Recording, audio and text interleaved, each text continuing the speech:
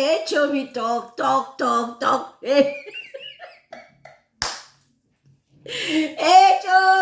talker.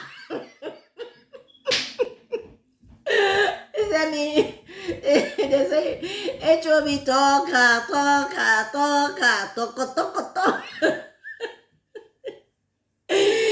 HOB has come again.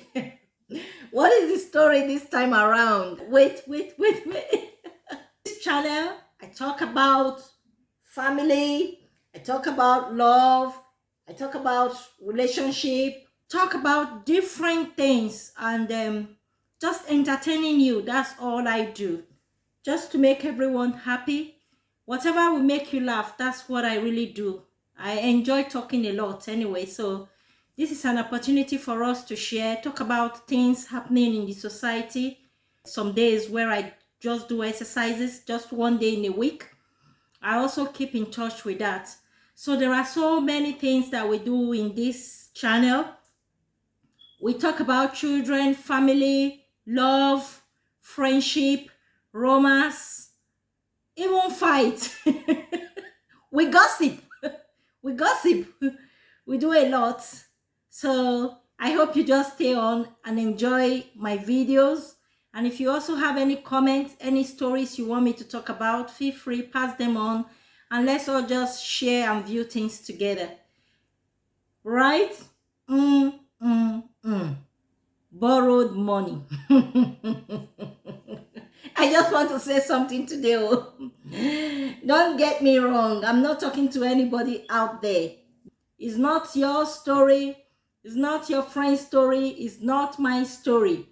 But it's what we should know that happens in the society. Right? Yes. Most people really, they want to get married. They don't know the best way to go about it. Some just feel when it's time to get married, when it's time, it's time. When the woman is ripe enough, she's ripe. What I mean by ripe enough is when she's old enough and it's time to get married, let us go. And the man is same thing. But a lot happens along the line. Some people just get married and they feel they have the money and things just go around their own lines. They get attracted to one another, work so hard, and at the end of the day, they tell themselves, hey, it's time, and they go on. But for other set of people, it's quite hard. They don't really have the money. They've been cutting for so long, and they really feel it's time for them to settle down.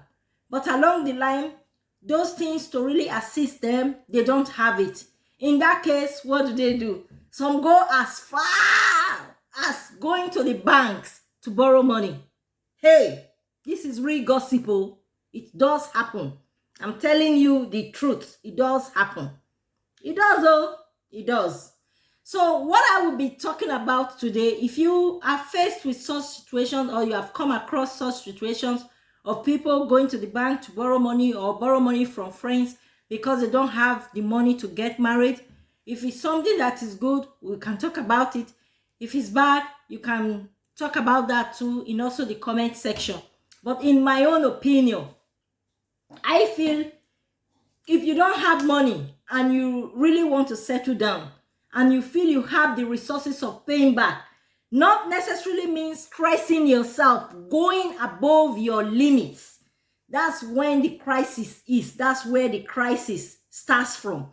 Because by the time you go to different banks, different places, even friends and family, to borrow money and do this wedding, at the end of the wedding, what really happens?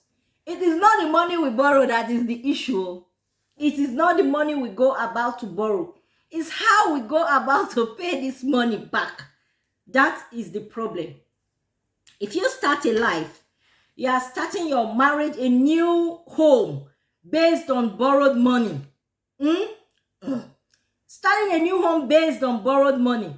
By the time you want to start raising family, there's a lot of pressure on you. At the end of the day, what happens to the home? What happens to the marriage? There's a lot of fights. There's a lot of confusion. There's a lot of quarrels in the home. You know why? because the money both parties have borrowed, let's assume both parties now, yes, both parties have borrowed, is more than their own resources, it's more than what is coming in for them. By the time you calculate all of this, and you have to pay all this loan back after the wedding, you see there's always a lot of pressure, and there's always fights, there's always quarrels. To start the marriage like that is very hard. That's what I have to say. Oh, I know some people, let me not go into private issue now. You know, so many people work so hard. They really do. When you mean work, hard workers, they really do work so hard. They work so hard, they run different shifts. Some do up to 2-3 jobs just to be able to get enough for themselves. It's still not enough. And by the time they think they have really reached the age of settling down, they've checked all this money and it's not enough. Even some are not from opportune families. When I mean opportunity families, you know, in some homes, in some homes, children are already born made. You know, you remember. They already have wealth. They are already surrounded by wealth. They already have investment. They already have things stashed out there for them. Even as they are growing up, these things are already there for them. You know, businesses have started running. Things have started running in the family for these children. And we also have to prioritize our needs too. Because even if we're going to have an elaborate wedding, and we know we have good job, and we know we have the big family there to foot some of our bills, there's no problem about that. Just go ahead to do what you have to do. But whereby we don't have that big family to foot bills, and we don't have good job to go, we don't also have good job to do all of these things, our advice, we just take it easy, one step at a time.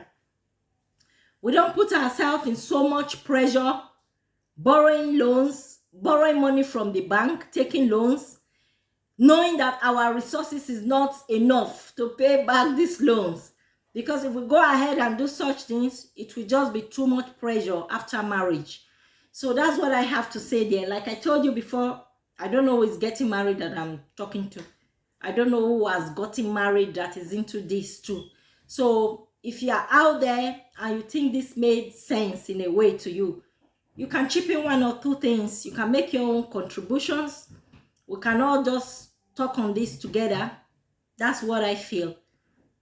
If you must marry, or if you are planning towards a wedding, please, for the sake of yourself and for the sake of those around you too, and for the sake of building your own home in a proper manner, don't go above your means.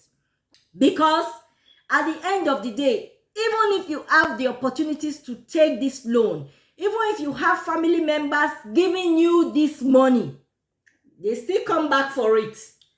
They still do come back for their money. And the banks will still come for the loan. Nobody will say, oh, they just got married, let's leave them for another 5 years. Let's leave them from another 6 years or 20 years. No. If you already have your agreement with the bank, unless you're gonna default, and that will mean more years to pay the loans off.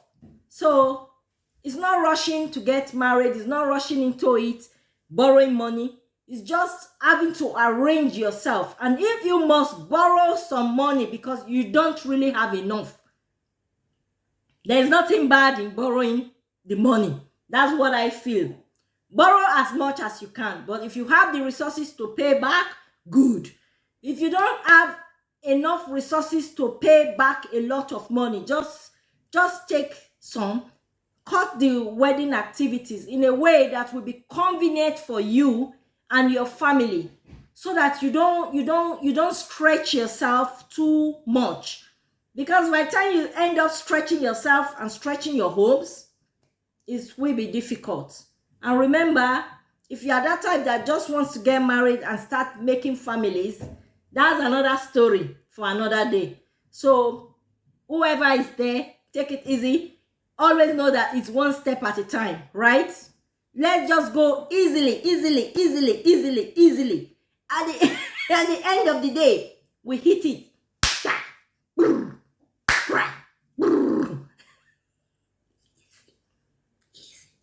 That's all I have to say. I don't want to talk much.